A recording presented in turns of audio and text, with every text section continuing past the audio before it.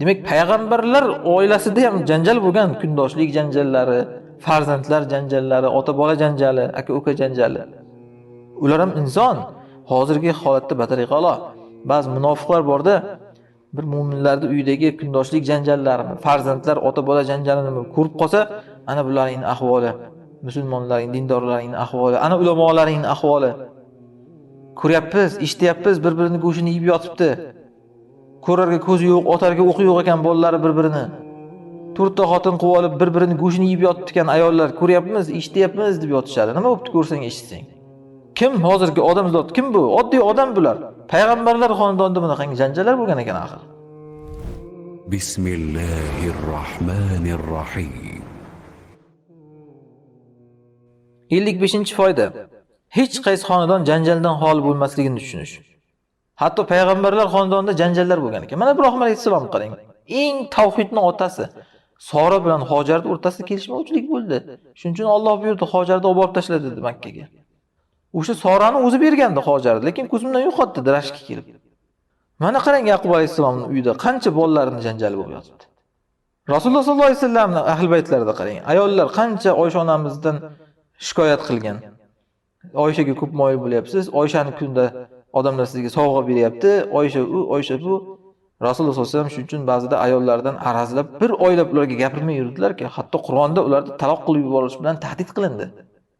Demak, payg'ambarlar oilasida ham janjal bo'lgan, kundoshlik janjallari, farzandlar janjallari, ota-bola janjali, aka-uka janjali. Ular ham inson. Hozirgi holatda batariqa a'lo. Ba'zi munofiqlar borda, bir mu'minlarning uyidagi kundoshlik janjallarini, farzandlar ota-bola janjalini ko'rib qolsa, ana bularning ahvoli, musulmonlarning, dindorlarning ahvoli, ana ulamolarning ahvoli. Ko'ryapmiz, eshityapmiz, bir-birini go'shini yeb yotibdi. Ko'rarga ko'zi yo'q, otarga o'qi yo'q ekan bolalari bir-birini. To'rtta xotin qilib olib, bir-birini go'shini yeb yotibdi ekan ayollar. Ko'ryapmiz, eshityapmiz deb yotishadi. Nima bo'pti ko'rsang, eshitsang? Kim hozirgi odamzod? Kim bu? Oddiy odam bular. Payg'ambarlar xonadonida bunaqangi janjallar bo'lgan ekan axir. Tabiiy bu. 56-foyda. Shayton senga shirk qildira olmasa, o'rtani buzish gunohlarini qildirishga harakat qiladi. Ana shundan ehtiyot bo'l. Mana qarang. Yaqub alayhisalomning xonadonida shirk qildirib bo'lmasligini shayton yaxshi bilgan. Bu yerda shirkka o'rin yo'q. Ular chog'ida ham shuning uchun Yaqub alayhisalom matabuduna min ba'di, mendan keyin nimaga sizlar sig'inasizlar deb vasiyat qilib o'tganlar-ku.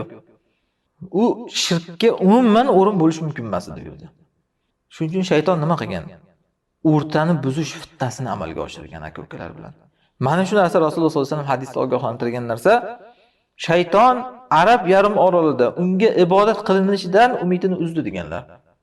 Ya'ni, mana alhamdulillah, qarang Rasululloh sollallohu alayhi vasallamdan keyin shuncha hozir 1400 yildan o'tdi hamki, alhamdulillah butxona bo'lib ketgani yo'q hech qayerda. Shayton Arab yarim orolida namozxonlar unga ibodat qilishidan umidini uzdi, lekin o'rtalarida ig'vo solishdan emas deganlar. Ko'ryapsizmi? Tavhid bor xonadonlarda ko'pincha kelishmovchilik bo'lar ekan. Shayton chunki mana shu tomondan ularni yo'ldan urishni istaydi. Shuning uchun ham qarang.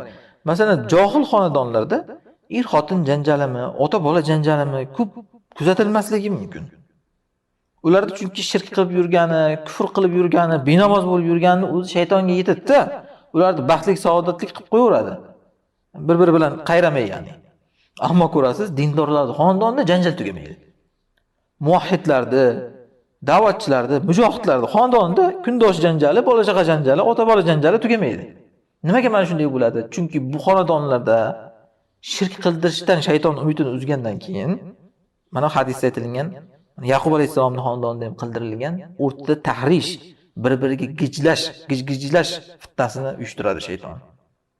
Kundoshlar bilan kundoshlar bir bo'lib yerdi, g'ajlagan, kundoshlar farzandlari bilan ana shunaqa qiyshuv baqir chaqirlar bo'ladi. Shuning uchun ham mana shu dindorlar xonadonlari biz shirk qilmayapmiz, kufr qilmayapmiz deb xotirjam bo'lib qolmasligi kerak. Qarang, shunday arzimas narsalardan kundoshlar, farzandlar, er o'rtasini buzib yuborishi mumkin shayton. Mana Yaqub alayhisalomning bolalariga qilganidek. Muhabbat deb yana xususan, mana muhabbat degan da'vodan chiqib ketdi mana shu janjallar ham Yaqub alayhisalom qissasida. Yaxshi ko'ryapti, yaxshi ko'rmayapti, unga yon bosyapti, bunga yon bosmayapti. adolat qilmayapti. Ana shundan chiqadi hamma ig'volar dindorlarning xonadonida. Mana shu tomonga ko'proq zaif nuqtamiz, e'tiborni qaratishimiz kerak.